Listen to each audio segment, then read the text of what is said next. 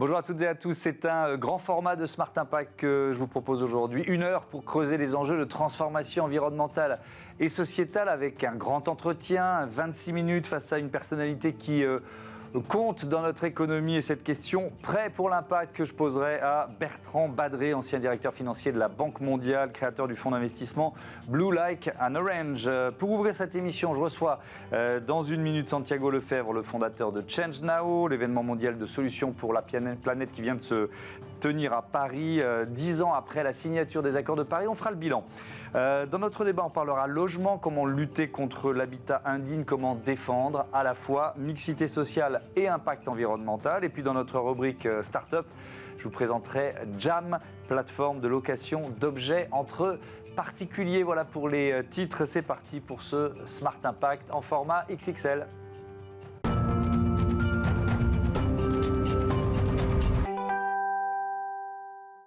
L'invité de Smart Impact, c'est Santiago Lefebvre. Bonjour. Bonjour. Bienvenue, heureux de vous retrouver. Vous êtes le fondateur, président de Change Now, dont l'édition 2025 vient de se terminer. Question classique, quel bilan faites-vous de cette édition ? Alors déjà, c'est un bilan très positif. Ça a été une année très particulière parce qu'en fait, on connaît tous le contexte dans lequel on est, avec beaucoup d'attaques sur la science, sur la durabilité et le développement durable, sur... j'ai dire même l'information et les démocraties. Et donc on a lancé cette édition dans un contexte assez complexe, mais on a senti beaucoup d'engouement. Justement, c'est un lieu qui a donné beaucoup d'espoir, qui a redonné aussi les priorités dans l'action. Et je pense que juste le fait de se fédérer, d'y voir plus clair sur comment est-ce qu'on peut faire face, rien que ça a déjà été un grand succès. Oui, alors on peut rappeler en quoi consiste Change Now. C'est quoi le principe de ce rendez-vous ? Le principe, c'est de rassembler tous les acteurs de la transition écologique et sociale afin de leur donner les outils qui leur permettent d'avancer plus vite et mieux. Cette année, c'était le retour au Grand Palais, le Grand Palais historique, maison des expos universelles. Et c'est pour ça que cette édition-là a vraiment pris la forme d'une exposition universelle des solutions pour la planète. C'est 1000 solutions qu'on est allé chercher un peu partout dans le monde, qui ont été présentées auprès d'investisseurs, de grandes entreprises, de médias, de personnalités politiques, et également du grand public, pour que justement elles puissent se développer. Alors, vous l'avez évoqué, ce retour en arrière venu des États-Unis, c'est pas compliqué. On peut tous les jours trouver une mauvaise nouvelle en matière de défense de l'environnement. Les auteurs d'un rapport scientifique qui est crucial pour l'avenir de la lutte contre le réchauffement viennent d'être licenciés par mail. Ça, c'est typiquement américain. Et le gouvernement Trump leur dit que je cite le mail, la portée du rapport est en train d'être réévaluée. Bon, voilà, on imagine ce qui va se passer. Est-ce que vous craignez quand même, j'imagine que vous avez ressenti l'inverse dans un événement comme Change Now, mais un effet de contagion? Alors, justement, nous, notre message, c'est de montrer, je vais plutôt reprendre même en disant que l'une des stratégies, c'est de faire croire que de toute manière, la majorité des personnes ne veut plus de développement durable. Et donc que le vent a tourné, donc c'est fini, et essayer de décourager ceux qui veulent continuer à en être. Change Now, on a réussi à montrer, à porter haut et fort le fait qu'on est très nombreux, de tous les fronts différents, que ce soit des acteurs économiques puissants. Il y a beaucoup de grandes entreprises qui sont à Change Now. Il y a 10 000 entreprises qui sont présentées pendant ces 3 jours. Que ce soit les acteurs politiques, que ce soit les citoyens et d'autres. En fait, on est un très grand nombre à vouloir continuer dans cette démarche-là. Mais les scientifiques américains, par exemple, est-ce qu'on a les moyens de les accueillir? Parce que c'est l'un des enjeux urgents du moment. Alors, je pense que c'est essentiel de les accueillir. En fait, cette attaque sur la science et elle s'explique. Elle s'explique parce qu'en fait, cette question de la transition, on pense souvent que c'est une révolution technique ou de process, mais en vrai, c'est surtout une révolution scientifique. En fait, on s'est rendu compte et on a appris au cours des dernières décennies, des dernières années, comment fonctionne le système Terre, les limites planétaires. En fait, la science nous a montré qu'il y avait une finitude dans les ressources. Et c'est finalement face à ça que C'est la plus attaquée d'une certaine façon. Comme c'est elle qui nous démontre depuis des décennies qu'on va dans le mur, c'est elle qui est attaquée. Exactement. Ouais. Si on veut arrêter cette transition, de casser les fondements scientifiques de celle-ci, et en effet une stratégie qui peut fonctionner. Mais moi, je suis volontairement optimiste, mais si on revient en Europe, il y a la directive Omnibus qui a été votée au début de ce mois d'avril, qui met un coup d'arrêt sur un certain nombre de directives européennes, CSRD, CS3D, 2 ans de décalage pour l'une, 1 an pour l'autre. On est quand même dans un pacte vert, un Green Deal qui revoit ses ambitions à la baisse. Tout ça étant lié aussi à un processus électoral, que ce soit aux États-Unis ou en Europe. Oui, tout à fait. Et nous, notre rôle, justement, c'est de donner de la voix à ceux qui veulent continuer. Et par exemple, on a rassemblé, on avait des acteurs politiques, et notamment, par exemple, Benjamin Haddad, le ministre chargé justement de l'Europe, qui est venu à Change Now et qui a rencontré des acteurs de la transition. Donc lui, il sait maintenant qu'il y a aussi un tissu économique très fort, très large, qui souhaite continuer dans ces démarches-là. Et donc, nous, ce qu'on fait, c'est finalement de rendre visible cette voie pour qu'en face, ceux qui disent en fait il faut du omnibus, etc., ne soient pas les seuls à parler. Et alors c'est intéressant parce que du côté justement d'une entreprise, grande, petite ou moyenne d'ailleurs, qui a pris ce cap de la transformation, de la transition, en général on veut de la vision à long terme quand on est chef d'entreprise, et quand on prend un cap, c'est pas pour en changer au bout de 6 mois ou de 2 ans parce qu'un président américain vient d'être élu. Mais quand même, est-ce qu'il y a au sein de ces entreprises la tentation de ralentir aussi ? Alors c'est toujours très dur de faire... De généraliser, bien sûr.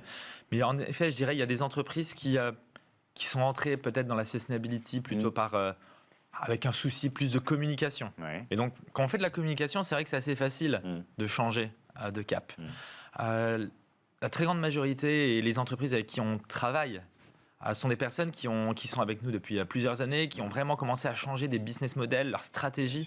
Et donc, en effet, celles-ci, elles étaient encore là malgré le backlash. Pourquoi ? Parce qu'en fait, ça commence à être vraiment ancré dans leurs nouvelles activités. Et donc là, en effet, c'est très difficile de changer de cap. Quand vous avez créé Change Now, c'était en 2017, c'est ça ? C'est sa première édition en 2017. J'imagine, vous saviez que ce ne serait pas un long fleuve tranquille, de toute façon. Vous n'êtes pas tout à fait surpris ? Non, on savait. Et en vrai, ce backlash, pour moi, il était attendu. Ça faisait 2 ans que je disais ce qui est... Là où on peut s'inquiéter, c'est de savoir quelle va être la force du retour de bâton en quelque sorte, ou du vent contraire. Qu'est-ce qu'on a raté sur l'acceptabilité ? Parce que c'est ça en fait, et encore une fois, je le dis à chaque fois, je me mets dans le qu'est-ce qu'on a raté ? Parce que si une partie des électeurs votent Trump ou pour des listes d'extrême droite ou de droite qui veulent freiner au niveau européen, c'est bien parce qu'on a raté quelque chose sur l'acceptabilité. Oui, alors acceptabilité, je pense que c'est aussi lié au fait que du côté des acteurs de la transition, il n'y a pas encore un aliment suffisamment fort. En fait, on est en train de voir si quelqu'un est vert foncé, vert bouteille, vert clair, un peu. Il y a un peu de division. Alors qu'en fait, de l'autre côté, ceux qui veulent le statu quo, il y a un alignement d'intérêts qui est beaucoup plus fort. Il y a beaucoup moins de division. Et donc, je pense qu'en fait, la division qu'il y a d'un côté fait que dès qu'il y a une solution qui sort, si elle n'est pas parfaite, elle peut être remise en doute, y compris par le camp de la transition. Or, le mieux est l'ennemi du bien parfois aussi. Et donc, il faut aussi avancer. C'est pas plutôt une histoire de moyens mis en œuvre pour accompagner les plus fragiles, ceux qui voudraient bien se payer une voiture électrique mais qui ont pas les moyens et qui se sentent en fait un peu au bord du chemin. C'est un truc de bobo qui vit dans les grandes villes, quoi. Oui. Alors justement, je vais vous prendre un exemple qui démontre... Alors, il y a une part de vrai, tout à fait, l'accompagnement essentiel. Et en revanche, ce n'est pas forcément quelque chose pour les bobos, puisqu'en fait, si on regarde le sujet de la transition agricole, autre sujet majeur. Bien sûr. Il y a une étude qui a été faite par M. Jancovici, justement, qui montrait que 92% des agriculteurs sont prêts à faire la transition maintenant, s'ils sont accompagnés d'un point de vue des compétences et financières. Donc et ce sujet-là, ce n'est pas forcément juste bobo parisien. Non, bien sûr, mais le fait de ne pas suffisamment accompagner certaines catégories de la population, ça crée ce sentiment. Tout à fait. Et après, la question, c'est mais comment est-ce qu'on finance cela ? Et donc là, il y a vraiment la question de, finalement, l'argent, il est là, sauf que les subventions ne vont pas au bon endroit, tout simplement. Et si Et ça se voit dans beaucoup de choses. Aujourd'hui, si on arrêtait de subventionner, par exemple, les énergies fossiles, eh ben, les énergies renouvelables seraient toutes moins chères que les énergies fossiles. Ce qui rend les énergies fossiles moins chères, parfois, c'est qu'elles sont subventionnées. Eh bien, je pense que c'est la même chose. Si on amenait des subventions qui vont dans des secteurs néfastes vers la transition agricole, on aurait les moyens de faire cet accompagnement. Ouais. Vous avez marqué l'événement des 10 ans des accords de Paris à l'occasion de ce Change Now. Qu'est-ce qui domine? Vous voyez le verre quand même à moitié plein? Oui, quand même. En fait, on a voulu montrer, et c'est ce qui s'est passé, une voix forte autour des accords de Paris. Les accords de Paris, ils vont avoir 10 ans maintenant. C'est un accord essentiel. En fait, c'est un symbole même de 196 pays qui ont réussi à se mettre d'accord vers une direction commune. Ce qui est très rare dans l'histoire, finalement, d'avoir des accords aussi grands. Et ce n'est pas parce qu'il y a un pays qui en ressort que ça met en cause l'attachement des 195 autres parties à cela. Et donc voilà, on a eu vraiment beaucoup de voix très large, que ce soit politique, économique ou autre, qui a montré à quel point il faut rester dans cet accord-là, que c'est essentiel, parce que chaque dixième de degré compte, et que même si on s'approche très très fortement du 1,5 degré, mais en fait, la prochaine cible n'est pas beaucoup plus loin, c'est 1,6 degré et pas plus, en fait. Dernier mot, il nous reste une minute. Vous êtes l'un des fondateurs de Tech for Good, qui est devenu le mouvement Impact France, vous en êtes toujours membre. Est-ce que ce modèle d'entreprise, finalement, que vous défendez, vous avez le sentiment qu'il gagne du terrain? Alors, oui, il gagne du terrain, très clairement. En fait, moi, quand on a commencé en 2017, et aujourd'hui, il gagne du terrain. Il gagne du terrain à plusieurs niveaux. C'est par le nombre des entreprises qui sont représentées. C'est-à-dire que nous, on avait déjà une difficulté à trouver 100 solutions il y a 8 ans. Là, on en trouve 1000 chaque année, et encore, on fait une grosse sélection. Puis après aussi dans les levées de fonds qui vont avec. La levée de fonds moyenne, il y a quelques années, pour un projet de la transition, il était de 200 000 euros. Là, aujourd'hui, on navigue entre 3 et 5 millions d'euros. Donc en fait, il y a vraiment une grande croissance qui montre qu'il y a une maturité dans les business models de ces entreprises-là. Merci beaucoup Santiago Lefebvre et à bientôt sur Be Smart for Change. On passe à notre débat, le logement au cœur de ces enjeux de transition environnementale et sociétale.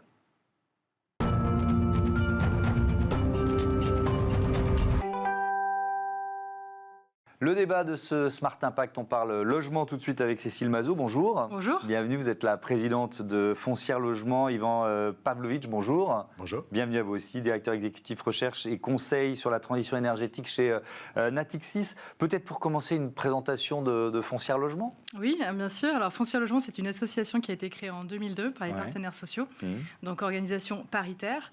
Du coup, cette association donc, a comme objectif de créer de la mixité sociale dans les quartiers prioritaires de la ville.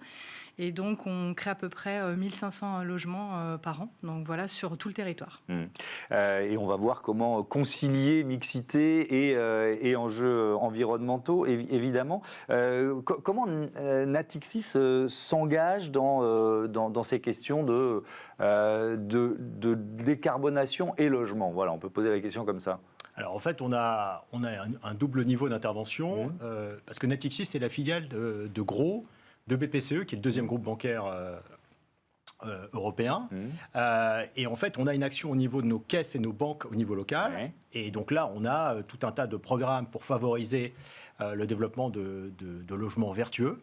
Et puis, on a également l'action qu'on mène du côté de la CIB, donc l'entité à laquelle j'appartiens, pour favoriser les émetteurs dans ces secteurs pour des solutions, comment dire, décarbonées. Donc, vous voyez, on a un double levier d'intervention. Si on regarde ce secteur du logement, c'est le ministère de la Transition écologique qui nous donne ces chiffres. En France, le secteur du bâtiment représente 43% des consommations énergétiques annuelles et génère 23% des émissions de gaz à effet de serre. Ça veut dire que c'est évidemment une part importante de l'empreinte carbone du pays, mais aussi une part importante de la solution, Yvan Pavlovitch.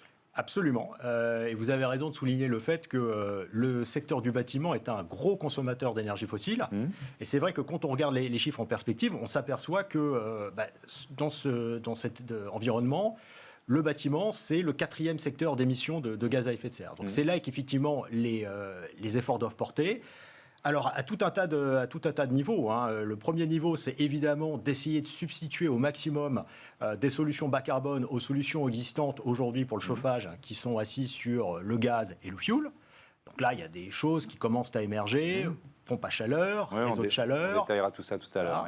Voilà. Et puis, l'autre aspect, c'est d'agir en fait sur la construction et la fabrication des matériaux pour le bâtiment. Et là, on a des économies d'énergie et de CO2 considérables à réaliser, puisque si on prend l'exemple du ciment, aujourd'hui le ciment est un secteur qui est à la fois consommateur d'énergie, fortement consommateur d'énergie, et très émetteur de CO2. Ouais. L'association Foncière Logement, j'ai vu ça en préparant l'émission, Cécile Mazou, s'est dotée d'un plan climat, d'une stratégie de décarbonation qui s'appelle Futurable. Futur avec un H, Futurable. C'est quoi Futurable? Expliquez-nous. Alors Futurable, c'est notre stratégie, donc pas que bas carbone, environnementale, c'est une stratégie forte. On a pris le temps de la faire avec les administrateurs, avec les équipes. Un peu plus de 2 ans de travail quand même pour se dire finalement quel impact notre activité va avoir sur la construction, sur l'empreinte carbone, sur l'usage aussi, pas que la décarbonation, on parle aussi d'usage. Donc Futurable, finalement, ça répond à 2 enjeux forts, à un enjeu donc du futur, un enjeu de décarbonation, c'est important parce notre parc va croître de 36% et donc notre empreinte carbone va diminuer de 46% dans les années à venir. Donc on voit bien qu'il faut mêler croissance et aussi on peut concilier les au deux. Niveau de la décarbonation. On peut concilier les deux. Exactement. Donc c'est un plan qui est suivi, c'est un plan de décarbonation qui est piloté, sans oublier la notion d'usage. Et donc là, c'est la deuxième partie du terme qui est HAB comme habitation. Et là, il faut travailler sur la qualité parce que dans ces époques un petit peu compliquées, on voit que les citoyens, les Français ont besoin d'être logés. Donc parler de décarbonation, oui, c'est primordial, mais il faut aussi qu'on loge les salariés dans les quartiers. Bien sûr, un logement durable, c'est d'abord un logement frugal. Ça veut dire quoi ça pour vous? Alors la frugalité, c'est un terme qui peut paraître un peu loin, mais moi ce que j'aime, c'est surtout le logement doit être durable. Et donc la qualité répond à cette notion.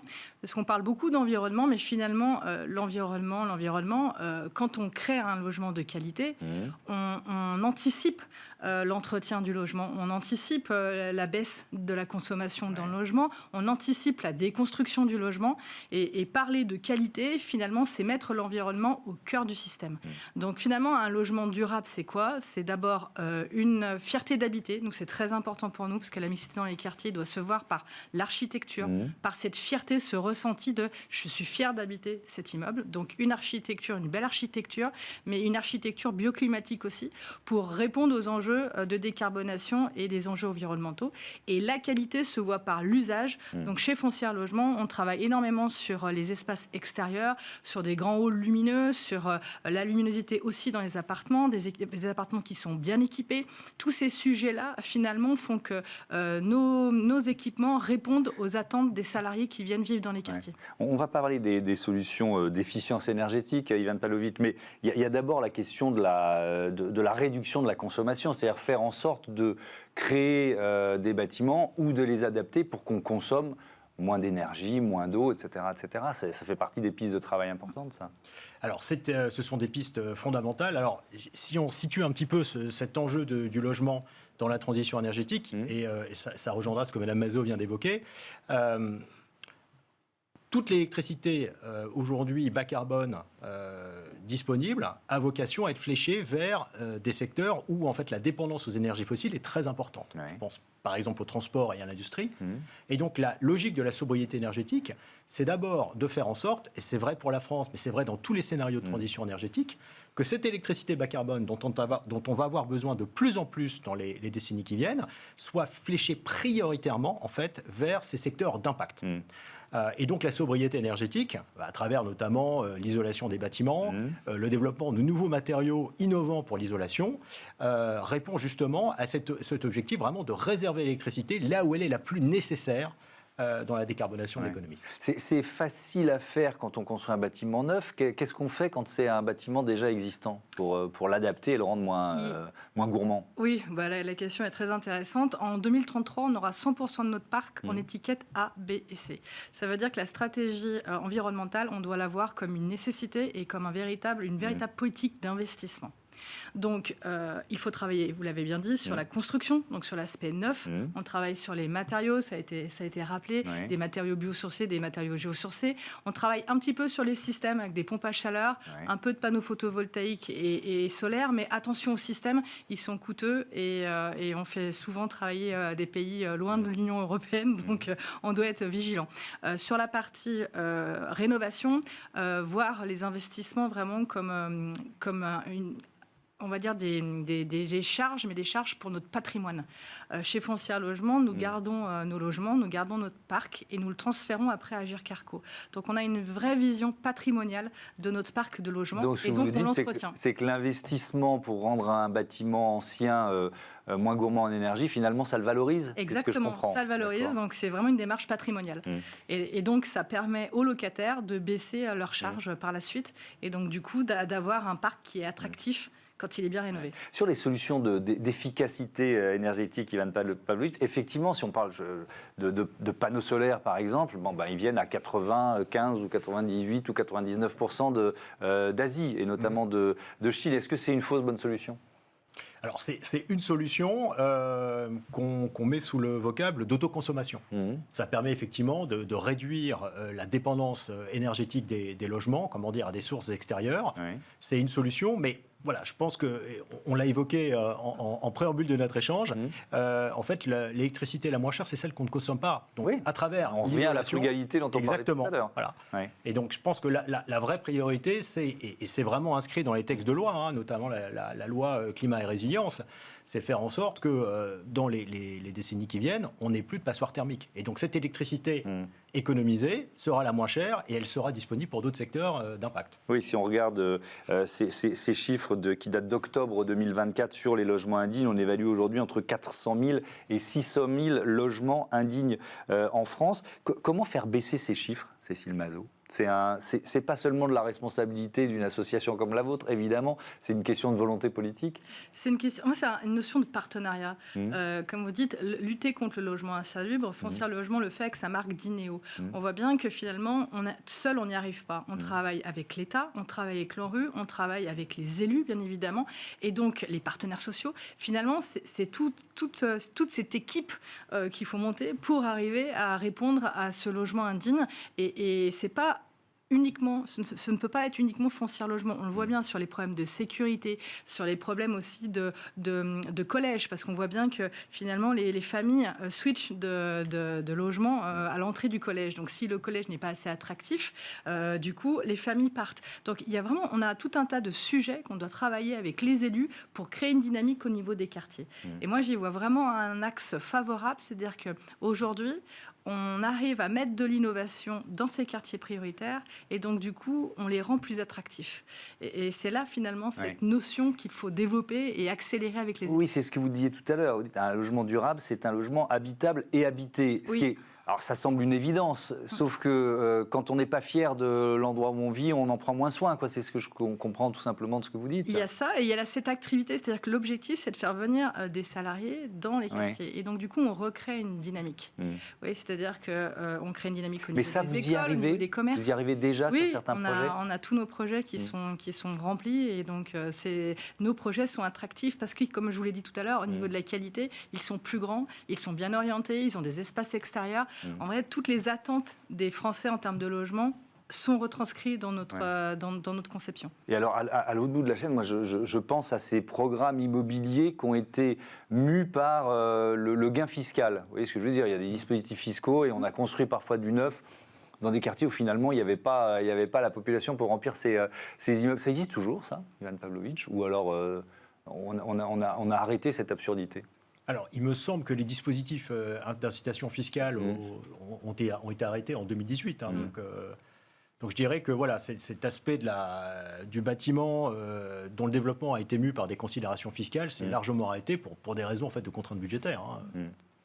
Sur les solutions énergétiques dont on parlait, l'efficience énergétique, on a parlé de panneaux solaires, il y a les pompes à chaleur, il y a le biométhane, il y a beaucoup finalement d'options sur la table aujourd'hui. Alors, il y a les options sur la table, mais comme toujours dans la transition énergétique, en fait, chaque option va être déployée en fonction d'un contexte local. Ouais. Si on prend le cas de la biomasse peut être intéressante, mais elle va être intéressante pour, en fait, répondre à une nouvelle exigence réglementaire qui est l'interdiction des chaudières au fioul depuis 2022. Et donc là, très concrètement, quand le changement de chaudière s'avère trop coûteux ou trop contraignant d'un point de vue technique, pourquoi ne pas passer par une solution à partir de biomasse pour quelque part tirer parti de l'existant.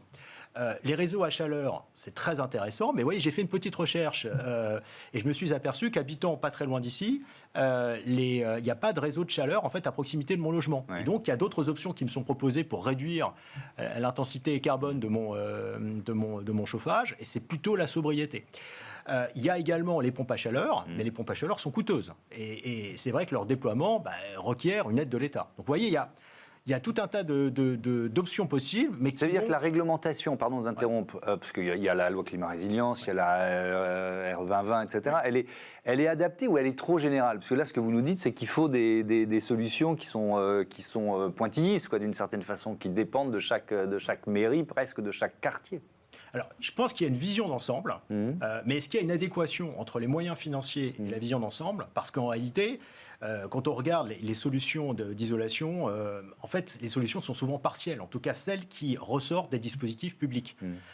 Il y a peut-être un manque en fait, d'une vision globale et d'instruments de politique publique, et notamment de subventions, pour répondre à la globalité des problèmes dans les logements existants. Ouais, votre avis là-dessus, un dernier mot, Cécile Mazot, sur les dispositifs réglementaires existants, est-ce qu'ils vous semblent adaptés? Est-ce qu'il faut les revoir? La réglementation, elle pousse à agir, donc ça c'est plutôt une bonne chose.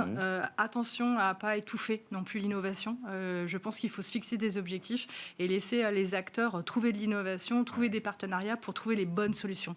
Attention à ne pas non plus faire trop de réglementation. Nous avons besoin de loger les Français. Trop de réglementation freine à la création de logements. On le voit bien aujourd'hui avec la crise du logement. Donc moi, je serais plutôt à dire oui pour la réglementation, mais avec des retours d'expérience, il faut se poser et du coup pouvoir se dire est-ce qu'on va dans la bonne direction, pas aller trop vite. Voilà, je pense qu'aujourd'hui, on a besoin d'un petit temps de pause pour comprendre ce qu'on crée, ce qu'on réalise et surtout favoriser l'innovation dans le logement. Merci beaucoup, merci à tous les deux et à bientôt sur Be Smart for Change. On passe tout de suite à notre rubrique Prêt pour l'impact.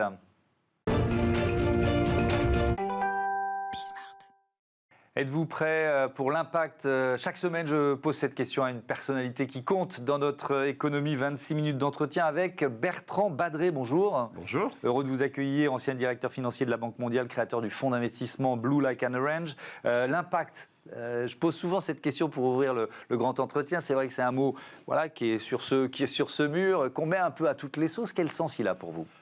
Il a un sens émotionnel et un sens réglementaire. Et donc, il faut trouver la bonne focale entre les deux angles. Il a un sens émotionnel au sens où avoir de l'impact, c'est laisser sa trace, faire que le monde est un peu différent après que vous ayez agi qu'avant. C'est vraiment, Et c'est vrai que tout petit, je me suis toujours dit, j'espère que je laisserai une petite trace derrière moi. Et puis, il a un aspect réglementaire qui est aussi important aujourd'hui. C'est il ne suffit pas de dire je fais de l'impact pour faire de l'impact. Ce n'était pas forcément le cas il y a une dizaine d'années. Quand on a commencé Blue Like an Orange, c'était un peu le Far West. Il suffisait de s'auto-proclamer je fais de l'impact pour dire je fais de l'impact parce que je fais de l'impact et donc je fais de l'impact. Donc aujourd'hui, il y a tout un appareil qui s'est mis en place, notamment en Europe. Mais si je veux vraiment revenir au cœur, par rapport à tout ce qu'on évoque aujourd'hui sur l'ESG, donc la prise en compte des critères environnementaux, sociaux et de gouvernance, dans ce cas-là, si je veux être un peu simpliste et en faisant du franglais, c'est des best efforts. C'est-à-dire qu'on va faire les meilleurs efforts pour prendre en compte une dimension environnementale, une dimension sociale, une dimension de gouvernance. C'est déjà bien. C'est déjà bien. Mais ça, ce n'est pas un changement de modèle. L'impact, en revanche, c'est dire, par mon action, je fais la différence, ce qu'on appelle de l'additionnalité. C'est-à-dire que sans moi, ça ne se serait pas fait. Que je dise ce que je souhaite. Je souhaite qu'on s'occupe de tant de personnes, de tant d'enfants, qu'on change telle ou telle situation, qu'on diminue les émissions de CO2, peu importe. Et on se met en position d'être évalué sur l'objectif qu'on a pris. Et donc, on rentre dans une dynamique assez vertueuse d'engagement et de mesure de cet engagement. Avec une notion, si on pousse le curseur, c'est le fait de, par exemple, partir dans une logique de SBTI, c'est-à-dire d'engagement basé basé sur la science. C'est quoi? Dans le cas de l'environnement, c'est le cas. Mais je veux dire, quand on part sur une politique d'égalité homme-femme, c'est pas forcément basé sur la science. C'est basé sur indicateurs de mesure, des conditions de travail, des rémunérations, des responsabilités de l'entreprise. Mais le sens de ma question, c'est qu'il faut des métriques. Ah bah oui, d'une façon. Mais bien sûr. Non, l'impact, c'est un engagement qui est exigeant. Encore une fois, il ne suffit pas de dire j'ai de l'impact parce que grâce à moi, des enfants se portent mieux, il y a moins de CO2. C'est super ça. Et moins de CO2, combien des enfants que vous avez soignés, combien l'agriculture régénérative, combien voilà, il faut rentrer dans une logique de mesure. Et en fait, ce que je dis depuis un certain nombre d'années, c'est finalement modifier l'équation que tous les financiers connaissent bien, qui est l'équation risque-rendement, en lui ajoutant cette dimension d'impact. Et en réalité, c'est un saut qui est à la fois gigantesque et pas gigantesque. Quand on a mis en place ces équations risque-rendement les années 50 à l'université de Chicago, c'était assez simple. Combien on traçait ces courbes, il n'y avait pas encore Excel, on faisait ça à la main. On disait, voilà, j'investis sur 10 ans, ça va me rapporter tant. Et depuis aujourd'hui, grâce à Excel, entre autres, on a complexifié le modèle. On intègre déjà des tas de dimensions. Donc d'en intégrer davantage, ce n'est pas un problème en soi. Simplement, il faut le faire. Pas seulement la tonne de CO2. Comment est-ce qu'on va intégrer d'autres dimensions dans cette équation risque-rendement? En 2016, en octobre 2016, vous avez publié Money Honey. Et si la finance sauvait le monde, on est 8 ans et demi plus tard. Qu'est-ce que vous répondez à la question? Je répondrai ce que je réponds depuis toujours. La finance, elle peut sauver le monde, mais pas toute seule. C'est-à-dire que la finance, c'est un outil extraordinaire. On est tous les deux dans ce studio, et sans bouger, on peut, à partir de là, en sortant mon téléphone, on peut investir pour dans 20 ans à 10 000 km d'ici. Il y a assez peu de choses qui permettent ça quand même. Bon, la question c'est qu'est-ce qu'on fait de ce pouvoir? C'est comme dans les séries télévisées, on a le super pouvoir. Qu'est-ce qu'on en fait? Est-ce qu'on l'a utilisé comme je l'espérais il y a 8 ans? Pas vraiment. C'est-à-dire qu'on a fait des progrès. Je ne veux pas dire qu'il ne s'est rien passé. Il y a quand même un certain nombre de choses qui sont faites. On voit quand même que les préoccupations dont on parle, même s'il y a un peu de backlash, de retour en arrière en ce moment, il y a quand même un certain nombre de choses qui sont faites. On ne peut plus faire comme si ça n'existait pas. Mais en même temps, quand on regarde les engagements, on va fêter cette année les 10 ans des accords de Paris. On va fêter cette année les 10 ans des objectifs de développement durable. C'est le PINS, on me demande encore ce que c'est, les 17 objectifs adoptés aux Nations Unies. Et on va fêter, c'est un peu moins connu, les 10 ans du partenariat pour le développement. On voit bien avec ce qui se passe aux États-Unis ou même en France, c'est un peu compliqué. Mais en gros, on a pris des engagements il y a 10 ans après, où on en est. Les Nations Unies avaient publié, je crois, l'année dernière, une espèce d'évaluation en disant que sur plus de 80% des engagements pris, on était soit en retard, soit en marche arrière. Donc, c'est même pas l'épaisseur du trait, c'est-à-dire qu'on n'y est pas, point barre. Donc, voilà, il y a encore un peu de boulot. On a cet instrument extraordinaire de la finance. Qu'est-ce qu'on en fait? Mais alors, quand vous voyez, c'est un exemple très récent, l'Alliance des banques pour le climat, revoir ses objectifs à la baisse après le départ des banques américaines, qu'est-ce que ça vous inspire? Du dépit, de la colère, l'envie de se retrousser encore plus les manches? Un peu... non, c'est pas de dépit ou de colère. Je pense que il faut être réaliste. C'est-à-dire qu'il s'est aussi passé des choses depuis 10 ans. C'est pas comme si on n'avait pas eu le Covid, c'est pas comme s'il n'y avait pas eu la guerre, c'est pas comme s'il n'y avait pas eu des mouvements sur les taux, c'est pas comme s'il y avait une vague populiste un peu partout, dont les États-Unis, etc. Donc il faut aussi se regarder dans la glace. Est-ce qu'on a bien vendu tout ça? Et je pense que c'est le moment où il faut ne pas nier les nouvelles dimensions. Aujourd'hui, vous êtes patron d'une boîte aujourd'hui, vous avez effectivement ce souci de poursuivre parce que c'est un choix stratégique d'être durable, mais vous devez aussi faire attention à la souveraineté, à la sécurité et à un certain nombre d'autres dimensions. Donc comment est-ce qu'on remet ça ensemble? C'est ça qui est, je pense, le défi auquel à tous les niveaux on est confronté aujourd'hui. Ça ne veut pas dire que c'est impossible, ça veut dire que c'est un peu plus difficile. En 2017, vous avez créé ce fonds Blue Like an Orange avec pour ambition de devenir, je cite, une référence en matière d'investissement durable et à impact dans les pays émergents et en développement. On va faire en quelque sorte le bilan 8 ans après la création. Et pour ça, on va passer par la question que celle qui était assise à votre place il y a quelques jours, Virginie Gatin, la directrice RSE du groupe Legrand, a choisi de vous poser. On écoute tout de suite Virginie Gatin. Bonjour Monsieur Badré, on voit en ce moment beaucoup de problématiques autour des engagements RSE. Il y a beaucoup de challenges venant des États-Unis notamment, mais aussi en Europe avec l'Omnibus. Donc on sent que c'est quand même un sujet plus compliqué qu'il y a 2-3 ans. Est-ce que vous voyez, est-ce que cela impacte ou est-ce que cela influence vos investissements dans votre métier? Merci. Avant de répondre à la question de Virginie Gatin, il faut peut-être réexpliquer ce qu'est ce fonds d'investissement, Blue Lake and Orange. Alors, ce fonds d'investissement, en fait, je l'ai créé avec mes associés, vous l'avez dit, il y a 8 ans, après avoir quitté la Banque mondiale, avoir été très engagé dans tous les engagements que j'ai rappelés en 2015. Ce qui était intéressant dans ces engagements, c'est que on s'est beaucoup mobilisé sur les objectifs 1,5 degré, éradiquer la pauvreté, accéder à la santé, enfin tous ces sujets-là, qui au fond, si je suis un peu provocateur, c'est assez facile. Vous et moi, on va se mettre d'accord. On a plutôt envie que la population mondiale se porte mieux que plus mal. Voilà. Donc se mettre d'accord sur les objectifs, c'est assez simple. Là où on a fait un peu l'impasse, c'est de savoir combien ça coûte, qui paye, est-ce que notre système est prêt à supporter ça. On a fait le pari un peu pascalien de dire, comme les objectifs sont nobles et généreux, la main invisible va aller dans la bonne direction. Tout le monde va y aller. Voilà. Et en fait, non, ça ne s'est pas passé comme ça. On ne devrait pas être complètement surpris, mais c'est vrai qu'à l'époque, on y a cru. On a eu notamment, vous vous souvenez peut-être, à l'automne 2015, une poignée de main, ça paraît très ancien, entre Barack Obama et Xi Jinping sur le thème « on va y arriver ». Bon, évidemment, on sait ce qui s'est passé par la suite. Donc on a eu ce mouvement très généreux, planétaire. Enfin vraiment, il y a eu un élan en 2015 qu'il ne faut pas nier et qui s'est malheureusement fracassé un peu après. Donc Blue Lake and Orange, ça naît de ça. C'est de se dire, les engagements qu'on a pris, que ce soit sur le climat ou plus généralement les objectifs de développement durable, ces engagements, ils sont universels. Ce n'est pas un engagement pour la France, l'Allemagne, la Suède, les États-Unis. C'est un engagement pour la Colombie, pour le Brésil, pour le Nigeria, pour l'Inde. Et donc vous investissez dans ces pays-là sur des projets spécifiques. Absolument. Pour moi, la clé, prenons l'exemple du climat, mais on peut le prendre sur tous les sujets. Le combat pour le climat, il ne sera pas gagné juste en France. C'est d'ailleurs une des questions compliquées, parce que les Français disent on nous demande de faire des efforts, et pendant ce temps-là, l'Inde ne fait pas d'efforts. Mais en même temps, on n'investit pas beaucoup dans ces pays. Enfin, il y a plein de contradictions qu'on a du mal à résoudre. Donc pour moi, la clé, c'était de dire il faut qu'on puisse investir dans ces pays avec la même décontraction, d'une certaine manière, donc les mêmes métriques, les mêmes mesures, les mêmes instruments que ce qu'on peut faire dans Paris 8e. Et pour moi, c'est clé. Si on ne réussit pas dans ces pays-là, dans les pays Amérique latine, Asie, Afrique, on ne réussira pas au niveau mondial. Point barre. C'est vrai qu'à l'époque, je partais encore d'une mondialisation assez ouverte où finalement les flux de capitaux notamment allaient. Malheureusement, on se heurte à un certain nombre de réalités géopolitiques aujourd'hui qui fait que c'est un peu plus difficile. Et alors effectivement, ça permet de répondre à la question de Virginie Gatin. Comment vous, vraiment dans vos choix, dans vos investissements, éventuellement dans les partenariats que vous pouvez avoir, est-ce que vous sentez ce coup de frein, ce backlash, pour reprendre l'expression américaine? C'est très intéressant parce qu'on a des mouvements qui vont en sens contraire. C'est-à-dire que du côté de nos investissements, on a plutôt un appel d'air impact. C'est-à-dire que le chef d'entreprise qu'on finance en Amérique latine ou en Afrique, j'étais récemment au Kenya où j'ai vu 2 Américains, dont un médecin diplômé de Harvard et son épouse avec un MBA, qui ont créé une série de dispensaires pour les quartiers difficiles de Nairobi. Incroyable. Business model fantastique.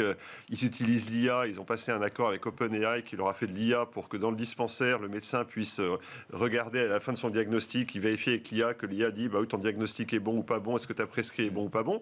Tout ça pour $2 pour la visite. Je ne suis pas sûr que tous les médecins français aient le même outil en France. Donc voilà, donc ça, il y a une demande d'impact. On a beaucoup des gens chez qui on investit, qui ont entre 30 et 40 ans, et qui veulent de l'impact. Et il y a 10 ans, les gens cherchaient du financement, et si l'impact était le prix à payer, ils payaient le prix impact. Aujourd'hui, ils viennent autant pour chercher de l'impact que du financement. Et donc ces gens-là, ils sont sur ce chemin. Alors là, on n'a pas de problème. Ils y vont. On trouve des projets, on n'a aucun souci du côté de l'investissement, et y compris du côté de la rentabilité de l'investissement. Là où c'est plus difficile, c'est que le contexte du côté de la levée de fonds, au-delà des difficultés générales de levée de fonds que tous les secteurs connaissent en ce moment, aujourd'hui, on a un petit sujet, notamment aux États-Unis, que vous ne pouvez pas lever de l'argent sur ces thématiques aux États-Unis aujourd'hui. Point barre, le marché est fermé. Ça, c'est quand même un petit problème. Et en Europe, il y a la concurrence de la défense, etc. Donc, et puis c'est vrai que dans un monde où USAID, donc l'organisme d'aide américaine, supprime ses financements à un certain nombre de pays, il n'y a pas un climat qui est porteur pour le Sud. D'ailleurs, ça a des conséquences aussi géopolitiques. C'est qu'on a un Sud qui est un peu agacé du comportement du Nord. Agacé est probablement un euphémisme. Donc voilà, donc on voit tout ça. Donc moi, sur le fond, j'ai plutôt pas changé et on a plutôt renforcé notre dynamique d'impact. Je trouve que les deals qu'on fait maintenant ont probablement plus d'impact que ceux qu'on faisait au début, parce qu'on apprend aussi. Mais dans un environnement qui est plus difficile. On peut prendre quelques exemples. Là, vous nous avez parlé du Kenya, vous en revenez, mais je ne sais pas, le dernier gros projet sur lequel vous investissez, c'est quoi? C'était celui-là. Alors j'en ai vu un autre, c'est par exemple, ça se passe au Pérou. 15 millions de dollars investis pour soutenir l'accès à Internet à haut débit au Pérou. Pourquoi vous lancez dans un projet comme ça? Je vois bien ce que ça peut provoquer, mais... Alors, on n'est pas assez... Souvent, quand je dis que je fais de l'investissement développement durable dans les pays émergents, les gens ont parfois deux idées un peu opposées. Soit ils croient qu'on fait du panneau solaire au kilomètre, soit ils croient qu'on fait de l'humanitaire. Ouais. Alors, on fait un peu de panneau solaire, mais ce n'est pas de l'humanitaire. On cherche des investissements rentables qui ont un impact. Et donc, il faut que... Quand on regarde en comité d'investissement un dossier, il faut qu'il passe les deux barres, la barre financière et la barre impact. Si je prends l'exemple de celui-là, mais il y en a d'autres, aujourd'hui, on voit bien, le numérique fait partie de la vie de tous les jours. C'est pas parce que vous êtes dans un pays émergent que vous n'avez pas accès au numérique. Au contraire. D'ailleurs, ça va même souvent plus vite. On prend l'exemple en Afrique, c'est au Kenya précisément, que les développements de la monnaie sur téléphone ont été les plus rapides au monde. Donc voilà. Donc pour nous, c'est très important. Il y a des étapes qu'on n'est pas obligé de repasser, d'une certaine façon. Le leapfrog. On saute, on passe l'étape du fil de cuir, on va directement. Et alors là, au Pérou, quand l'Internet à haut débit arrive dans un village un peu reculé, qu'est-ce qui se passe, Parce que ça change tout. C'est ça ce que vous racontez. Ça change tout. C'est l'accès à un certain nombre de choses, de produits, de services, etc. D'éducation. Accès à des produits financiers, peu importe. L'exemple amusant qui date de la Banque mondiale, mais qui vous donnera une image. Pour moi, ça avait été vraiment l'image, une des plus frappantes. J'avais été en voyage officiel en Mongolie. Alors, la Mongolie, c'est très grand. La moitié de la population au Ulaanbaatar, l'autre moitié dans la steppe. Il vit dans ce que nous, en français, on appelle yourtes et qu'ils appellent gur. Donc, je suis allé dans la steppe. Effectivement, on voit de loin en loin des gens sous leur tente. Et là, vous rentrez dans la tente. Et là, vous avez l'écran plat. Et vous avez un des produits qu'on a fait, c'est proposer l'accès à Internet. Et grâce à cet accès à Internet sur leur téléphone, ils peuvent acheter une assurance pour leur bétail, pour le yak. Donc, vous avez une photo, vous arrivez, le cheval, la tente, comme Jean Giscan. Mais vous avez l'accès et des gens qui peuvent protéger leur récolte et leurs animaux. Ce qui rendait l'émission de Frédéric Lopez à l'époque, Rendez-vous en terre inconnue, de plus en plus difficile à réaliser pour trouver les endroits où il y a. Ce qui est formidable, c'est dans ces pays-là, on peut faire justement ce saut et apporter directement des services plutôt bon marché. On a regardé au Guatemala, un peu dans le même genre, des gens qui proposent à ce qu'on appelle l'équivalent de bureaux de tabac ici, en gros le petit commerce dans les villages, qui propose une boîte d'accès, je ne sais pas si c'est Starlink ou autre chose, d'accès Internet où les gens peuvent aller tous les soirs faire le plein. Donc ils ont accès au monde comme ça. Est-ce que votre objectif, c'est pas d'investir en France, mais est-ce que vous pourriez le faire? Ou est-ce que vous dites qu'il y a suffisamment de fonds qui travaillent là-dessus et ça ne sert à rien? Je pourrais le faire. Parfois, j'ai des regrets parce que ça aurait été infiniment plus simple. Mais il y a des gens qui le font.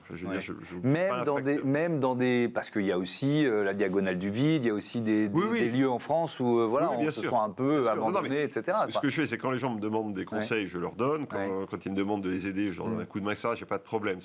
Mais voilà, moi, je crois fondamentalement que dans les pays émergents, pour le coup, il y a vraiment des besoins gigantesques, il n'y a pas beaucoup de monde. C'est là que j'ai acquis mon expérience, ma crédibilité, etc. Donc, à un moment donné, il faut se concentrer sur ce qu'on aime et qu'on sait faire. Je voudrais qu'on revienne sur une question très importante. Vous l'avez évoqué tout à l'heure, la question de l'acceptabilité de cette transformation environnementale et sociétale, et le fait qu'on l'ait sans doute loupé explique la situation dans laquelle on est. Je vais m'appuyer sur une citation de votre livre, Money Honey. Qui que nous soyons, nous avons le pouvoir d'influer sur le cours des choses en tant que consommateurs, investisseurs, comme citoyens ou dans notre travail, non pas les pauvres contre les riches, non pas le peuple contre les élites, mais tous ensemble pour le bien de tous et celui de notre planète. Pourquoi on n'a pas réussi ce tous ensemble pour le bien de tous et pour la planète? Alors, on a eu une forme d'élan en 2015. Et c'est vrai que Money Honey et puis la version américaine un peu améliorée que j'ai sortie 2 ans plus tard, Can Finance Save the World, elle était sur cette vague. Il y avait le côté, c'est formidable, on a des objectifs universels, on va y arriver, on n'a jamais eu autant de moyens en commun, de ressources financières, d'intellect, etc. Donc il y avait une forme de, je dirais peut-être de naïveté. Et c'est vrai que... On n'a pas su trouver le bon récit, un récit de désirabilité, alors qu'on était beaucoup dans la culpabilité. Oui, il y a la culpabilité ou le risque ou la crise, le scénario d'apocalypse, etc.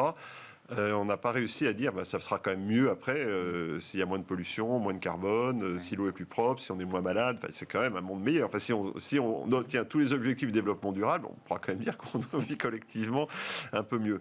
Je pense que quand je réfléchis à cette période, et j'en prends ma part, puisque je faisais partie, même si j'étais un de ceux qui a poussé sur il faut qu'on parle d'argent, on a en fait vendu tout ça avec un discours un peu inoffensif sur le thème, ça va être une transition, la croissance verte, donc tout le monde va en bénéficier. Il suffit de baisser nos émissions de CO2 de 1 ou 2% par an. On oubliait de dire que c'était pendant 30 ans. Il suffit de réallouer notre épargne de 1 ou 2% par an, virgule, pendant 30 ans. Je fais parfois la comparaison avec un régime. Il suffit de perdre 100 grammes, virgule, tous les jours pendant 3 mois. Voilà. Et donc, on a dit que ça serait finalement assez facile. Tous les jours, vous allez faire un petit pas, puis vous allez vous retourner, vous aurez fait le travail, même pas mal. Et en fait, on se rend compte que ça n'a pas marché comme ça. Parce que même réallouer 2% de son épargne, c'est beaucoup. Il y a des tas de règles dans tous les sens. Enfin, c'est difficile. Même, on l'a vu avec le Covid. Il a fallu le Covid pour qu'on se rende compte de ce que ça voulait dire baisser les émissions de CO2. Et donc, le constat qu'on fait 10 ans plus tard, c'est que cette transition, ce n'est pas une transition. C'est une transformation. Transformation qui touche le consommateur, l'investisseur, etc. Et dans cette transformation, il y a des gens qui gagnent. Et ce genre, en général, ils se taisent. Et il y a des gens qui perdent, et ceux-là, en général, ils ne sont pas contents et le font savoir. Et ils votent. Et ils votent comme les agriculteurs, par exemple. Oui, mais bien sûr. Pas seulement. Mais parce que donc, on arrive à ce moment où, en fait, on a laissé croire que c'était bénéfique pour tout le monde, alors qu'en fait, c'est comme tous les changements de régime, les gagnants, les perdants, il y a des coûts, ça crée de l'inflation. Mais donc, c'est quoi ? C'est une question de budget, de moyens alloués finalement à l'aide à ceux qui ne peuvent pas se payer, je sais pas, des légumes bio ou une voiture électrique. C'est pas seulement une question de budget, c'est une question de dire en face, ça sera mieux demain, mais ça coûte d'y aller et il faut partager les efforts. Parce qu'il y a quand même des gains, il y a quand même des gens qui gagnent dans cette affaire. Enfin, je ne dis pas qu'il faut prendre tous les gains des gens qui gagnent et les donner à tous les gens qui perdent. Il faut reconnaître ça et expliquer qu'on y va ensemble. Et ça, probablement, on ne l'a pas bien fait. Avec des outils qui sont aussi des outils réglementaires. Et alors là, je voudrais qu'on rentre dans un chapitre un peu plus européen, puisqu'il y a notamment la CSRD, la directive sur le bilan extra-financier, qui, depuis que les parlementaires européens ont voté, finalement, on a appuyé sur le frein très clairement. C'est-à-dire que c'est 2 ans de plus pour le mettre en œuvre. Sur la CS3D, c'est 1 an de plus. Donc, alors là aussi, on peut dire, écoutez, les électeurs ont voté en juin dernier, on tient compte de ce qu'ils nous ont demandé. Mais c'est un peu ce que je disais tout à l'heure, c'est qu'on a avancé à marche forcée. Encore une fois, les outils qu'on a mis en place, et c'est vrai que l'Europe, elle a eu une approche totalement holistique des choses, parce qu'il y a non seulement CSRD, mais il y a des directives sur les fonds, ce qu'on dit aux épargnants, partout. Enfin, on a eu une approche qui englobait l'ensemble du sujet. Avec peut-être trop de règlements ? Un côté marche forcée, rapide, et l'Europe fait ce qu'elle sait faire, c'est-à-dire du réglementaire, de la norme. Et on voit bien que c'est là qu'on se heurte à la réalité. Moi, je ne crois pas qu'il faille abandonner les objectifs. Ce qui est très intéressant dans les forums dans lesquels je suis aujourd'hui, et je pense notamment, je suis au Board of Trustees de la Fondation IFRS, qui nous rappelle à l'ordre aujourd'hui, à votre avis ? Les Asiatiques. C'est très intéressant. Les Asiatiques, qui en général ne sont pas ceux qui parlent le plus, vous disent, attendez, alors on comprend que les Américains disent au revoir, mais vous, les Européens, qu'est-ce que vous faites ? Nous, on continue. D'ailleurs, le bilan extra-financier, il est quasiment en train de se mettre en place en Chine, c'est ça ? Bien sûr, ils vont plus vite. Et quand vous êtes l'Indonésie, la Chine, alors évidemment, la Chine, ils ont choisi résolument, c'est d'ailleurs intéressant, de dire on sera l'arsenal de la transition, avec tout ce que ça comporte. Alors, on est très agacé, etc. N'empêche qu'on aurait pu faire la même chose. C'est pas. Mais vous êtes l'Indonésie, vous allez devoir déménager votre capitale parce que la vôtre part sous l'eau. Vous êtes le Vietnam avec un delta du Mékong qui est menacé. Vous dites, c'est pas une vision de l'esprit. Donc c'est intéressant de voir, on a un discours qui est un peu centré sur notre Occident, et on oublie que le reste du monde dit on y va. Sur ces sujets-là, on est pressé par le reste du monde. Mais ça veut dire que ça pourrait même, ou ça devrait même être un avantage économique pour l'Europe de garder ce cap. Bien sûr, alors il faut le faire, et je pense qu'effectivement, les débats sur le caractère bureaucratique, lourd, coûteux, etc., et c'est vrai qu'il y a beaucoup de gens qui en ont profité pour facturer dans tout ça. Enfin, voilà, c'est comme ça. On est arrivé là. Mais ce que je crois, et on voit bien, on revient à la géopolitique, c'est qu'aujourd'hui, l'Europe, elle a vraiment un avantage naturel à aller parler à l'Asie, à aller parler au Brésil, à aller parler à l'Afrique, en disant on peut travailler ensemble, en étant un peu moins entre guillemets, donneur de leçons, Ouais. et un peu plus en tendant la main. Est-ce que vous, quand vous arrivez dans l'un de ces pays dans lequel vous investissez, on vous tient ce type de discours? C'est-à-dire, attention à l'arrogance européenne ou à l'arrogance française. Vous arrivez, vous êtes persuadé d'avoir la solution. Ah oui, bien sûr. Non, très clairement, des mots que je n'avais jamais entendus comme colonialisme vert, oui, ça existe, oui. Ouais. Donc il y a le côté, vous nous faites la morale, les flux privés restent très limités et baissent, les flux publics, il n'y a pas que USAID, le budget français de l'aide au développement a baissé, les Anglais ont fait un peu de bruit en disant on va passer de 0,5 à 0,3%, 40% de baisse, les Britanniques. Ouais. Le contrat de coalition allemand dit la même chose, les Suédois, les Néerlandais, enfin tout le monde baisse. Donc les gens disent, attendez, vous nous mettez un certain nombre de règles, vous nous dites c'est pas bien, les flux privés, on n'en voit pas beaucoup, les flux publics qui baissent, et en plus vous voulez qu'on vous embrasse sur la bouche. C'est beaucoup. On peut reprendre d'autres exemples de projets pour bien comprendre ce que vous faites, parce qu'on est dans le concret, hein, on n'est pas dans la stratégie, on va dire dans le jus de crâne. Par exemple, j'en ai noté plein, moi, une entreprise de VTC pour des zones mal desservies en Amérique latine.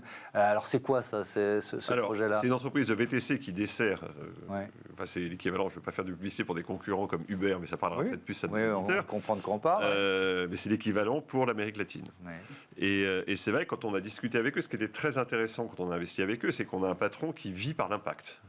Quand on l'a présenté à nos investisseurs, ils ont été retournés et les gens m'ont dit que c'est une drôle d'idée, tu fais de l'impact et tu vas investir dans du VTC, c'est grotesque. Ouais.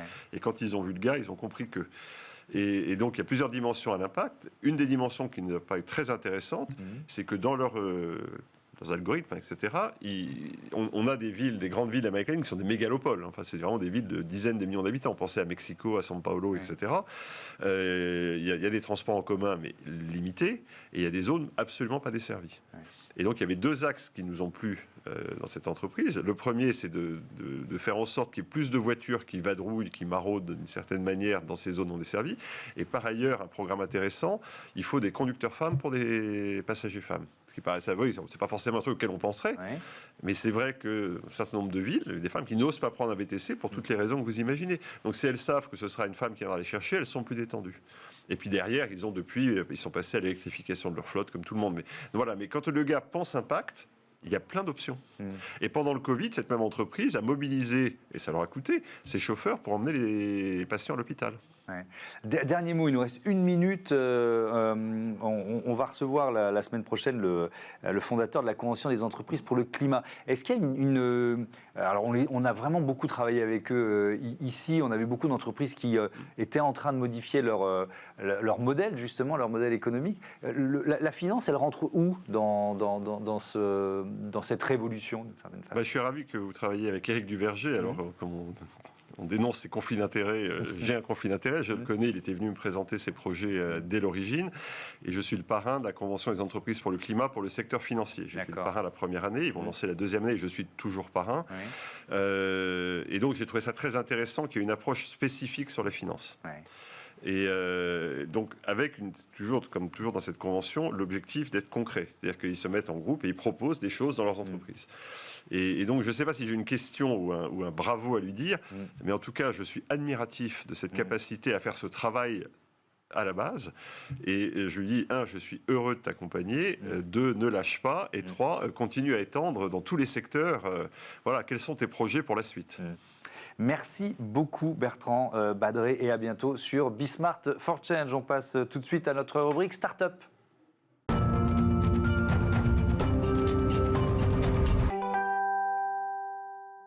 Smart Ideas avec Théodore Guyot, cofondateur de Jam. Bonjour. Bonjour. Entreprise toute jeune que vous venez de créer avec Gaston Guyot, votre frère, et Xavier Cassel. Et avec quelle idée? L'idée, c'était de créer une alternative à l'achat, en fait. Donc Jam, c'est une plateforme qui permet de louer des objets entre particuliers. On cherchait à trouver un moyen pour permettre de gagner de l'argent et de faire des économies en se prêtant et en empruntant des objets avec les gens qui habitent autour de nous. Tout simplement, en fait, on s'est rendu compte qu'on possède tous des centaines d'objets qui traînent à la maison. Dont on se sert très peu. On n'utilise quasiment pas tous les jours, à part notre smartphone. On n'a vraiment pas grand-chose qu'on utilise vraiment au quotidien. Et on s'est rendu compte qu'il y a beaucoup de gens qui habitent à côté de chez nous, qui ont besoin de ces mêmes objets, pour les mêmes raisons que nous, mais qu'on soit pas les moyens, soit pas l'espace de stockage ou pas l'envie d'investir pour des objets qu'on utilise seulement pour des usages occasionnels ou saisonniers. Alors comment marche la plateforme? Il y a une logique de géolocalisation aussi, faire en sorte que des gens qui n'habitent pas à 200 km l'un de l'autre rentrent en contact, quoi. Tout à fait. En fait, la location, on connaît ça depuis déjà quelques années, mais surtout, nous, c'était innover sur le côté accès à l'objet. Donc, on sait exactement où sont situés les objets, à quelle heure ils sont disponibles. On a structuré un système de calendrier hebdomadaire, donc les utilisateurs indiquent quand est-ce qu'ils sont disponibles pour échanger. Donc, moi, je sais à l'avance que, tiens, quelqu'un qui est au bureau potentiellement entre midi et 14h le mardi, eh ben, s'il est à côté de moi, je pourrais emprunter son objet.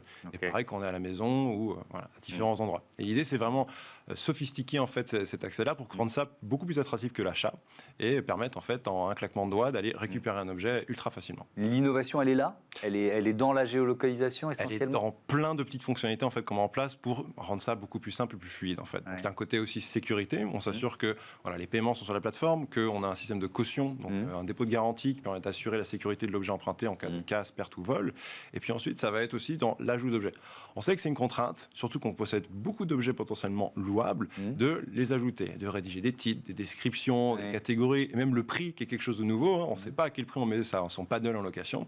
Et donc nous, on a créé un système avec une intelligence artificielle qui fait tout pour vous en fait. Donc vous avez juste à prendre votre objet en photo et il va se charger de du coup renseigner tous les champs et même vous choisir le bon prix et la bonne caution en fait pour s'assurer que vous n'avez rien à faire. Donc 30 objets en moins de 10 minutes. Votre modèle économique, c'est quoi? C'est un pourcentage de l'échange, quoi, c'est ça? C'est un système de commission. Le prix de la location, quoi. Exactement. Donc c'est à la charge de la personne qui emprunte l'objet. Donc on va venir prendre à peu près 15% en fait sur la valeur totale de l'emprunt. Et nous, c'est permet d'avoir ce chiffre d'affaires généré là. Alors c'est trop tôt, j'imagine, pour répondre à la question, mais on trouve quelle famille d'objets et puis est-ce qu'il y a déjà un best-of, quoi? Alors ouais, il y en a justement, et on vient de lancer une nouvelle fonctionnalité qui était justement les objets les plus recherchés. On sait que les gens sont parfois en manque d'inspiration, on possède plein de choses, mais on ne sait pas quoi mettre obligatoirement. Donc on a créé ce classement des objets les plus recherchés, donc sur l'application. Aujourd'hui, c'est du traditionnel. On trouve beaucoup des outils, par exemple, pour des travaux à la maison, des articles de sport. En plus, ça c'est bientôt l'été, donc ça risque de devenir très très tendance. Mais on voit aussi qu'on recherche des objets peut-être moins réputés, des jeux vidéo, des jeux de société, des déguisements, de la décoration. En fait, toutes ces choses qu'on stocke, mais qu'on n'utilise que très peu souvent, quoi. Qui vous ont surpris finalement de les retrouver dans la liste des plus demandés? Alors oui et non, parce que c'est vrai que nous, dans notre grande réflexion autour de Jam, en fait, on est tombé très rapidement sur des cas d'usage ultra variés. Les fêtes d'Halloween, du coup, on va acheter son déguisement dans un magasin et qu'on n'utilise plus, ou voire même qu'on jette. Même les fêtes d'Halloween, les déguisements, des sapins de Noël qu'on a pu déjà découvrir sur l'appli. Donc vraiment, c'est très très varié et selon chacun, toutes les conditions sont bonnes à prendre. L'idée, c'est quoi? C'est de sortir de l'économie de la possession, ou en tout cas de la réduire? C'est de faire rupture avec le réflexe de l'achat compulsif à chaque fois. On a un besoin aujourd'hui, c'est très facile d'aller en ligne, d'acheter, on se fait livrer en 48 heures. Nous, l'objectif, c'est déjà rendre ça beaucoup plus attractif en termes de valeur temporaire. Vous pouvez avoir un objet potentiellement dans 30 minutes, voire moins que ça, et rendre ça, en fait, valoriser l'usage plus que la possession. On est souvent aujourd'hui très poussé, et la société nous pousse à ça, c'est à être propriétaire de quelque chose, ça nous donne de la valeur. Non, en fait, nous, c'est l'usage qu'on valorise beaucoup plus. Donc, c'est donner accès à des gens qui n'ont peut-être pas les moyens ou qui n'avaient pas justement envie d'investir pour pouvoir faire de nouvelles activités, et les quelques personnes qui ont déjà investi, de rentabiliser les objets. D'un point de vue environnemental, on sait que le plus gros impact, c'est la production. Donc, si on évite de produire un objet supplémentaire et on le réutilise au maximum de sa durée de vie, on y gagne beaucoup. Merci beaucoup, Théodore Guyot, et bon vent à Jam. Voilà, c'est la fin de ce Smart Impact. Merci à toutes et à tous de votre fidélité. À très vite sur la chaîne des Audacieux et les Audacieuses.